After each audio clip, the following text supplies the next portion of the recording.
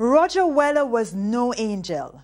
At the age of 9, he was already a gunman trying to find his way growing up in a single-parent home in the community of South Central downtown Kingston. The tenement yard that I was brought up in, it was one huge tenement yard with a abandoned shop at the front.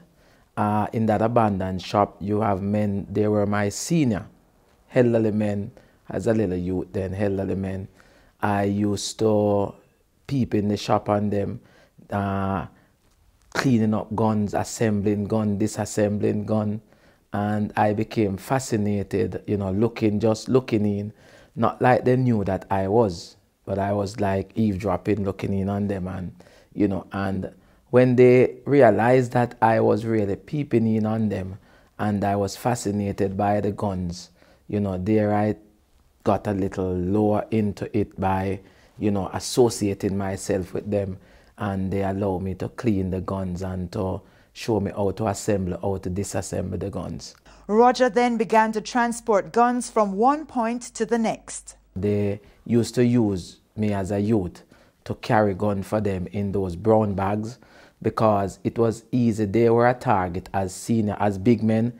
They were easily prime target for the police to stop, and so in order police would not stop as a little youth. By age 19, Roger had been kicked out of school and was now a hardened criminal with a deep-seated anger. I began to run with the gunmen now, begin to fire shot off men also, and get involved in gang warfare, political gang warfare. And, you know, it's like at 18 entering to 19, it escalated more to the point where I found myself robbing people now. Roger was now faced with the reality of a criminal lifestyle. His victims, people he knew very well. But things were to take a turn when Roger found himself on the other side of the gun. When I held up the shop, and the grandmother came in, and she was a senior person. She got a little alarm, and when she came in and saw what was happening, she screamed out, and when she shouted out thief, right, then panic stepped in. So I had to run. So in running now, that's when I realized that, you know, people started gathering and started to chase me. But they really didn't know who it was because I had on a mask.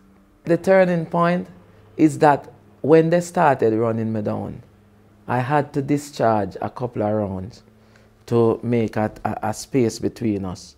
Because can you imagine people violently coming at you, right? And here it is, just a gun in your hand, to two loud explosions that really put a gap between yourself and the people.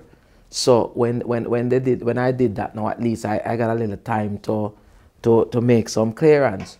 But there was a policeman that without a uniform, and he saw what was happening. So he was waiting for me. I said in his direction. When I saw him brandish his gun, and when he brandished his gun, the only thing I could do is detour and went over a fence. And when I went over, I hear when he discharges his guns, boom, boom, boom, boom, boom, boom, boom. And he was just, the gun just barking. And when I hit the ground on the other side of the yard, right, there was some bush. And I took the gun and sling the gun away. And the gun, I didn't even know which of the bush it ended up in. And when I looked, the policeman was right on me, came through the gate and standing over me. And his gun was like pointing at me. And here, cling, cling, cling, cling, cling. That is to say that he fired all his round. And if he had one round in it, he would have killed me. That's my moment. I stared death in the face. He was now in the hands of the law, behind bars.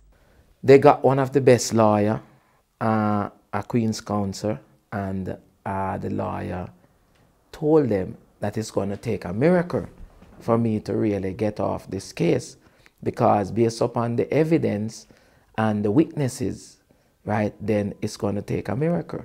And sure enough, his miracle came, turning Roger's life around.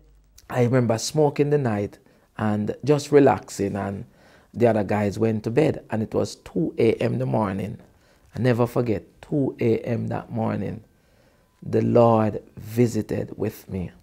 I have no Christian heritage to my background. Not like I was brought up seeing my mother attending church service or anybody for me. No, it was not so. I used to walk with my little Gideon Bible in my back pocket and couldn't read that well. Wasn't a fluent reader of such. And that's where, when they said, the mother told me, the lawyer says it's going to take a miracle. I said, well, miracle is only associated with one person, and that is Jesus Christ. And there on that night, I was just weeping in the cell. It's not something I planned to do. I didn't plan to weep, but the tears just running. And I'm lying on my back, and the tears run in that dark, cold cell with chink, bed bugs falling all over you. You get up in the mornings and you're blood up because the bed bugs that you kill, they suck your blood and you roll over on them and squash them, and you smell like chink, or there was smell. And yeah, I didn't want them to see me crying. I began to talk to myself now. And I said, but hold on, just a teenager. You're just 19. I think I was just embarking upon my 19th. Yeah. So you were just 19. And I am like, what are you doing here? At 19, your life has come to an end. Then I start to reason with God and say, God, I will serve you. I'll surrender my life to you. If you help me and get me out of here, I said, just give me one more chance. But what would happen to him next? How would he impact his world? Join us next week as Roger faces the challenges of his new life.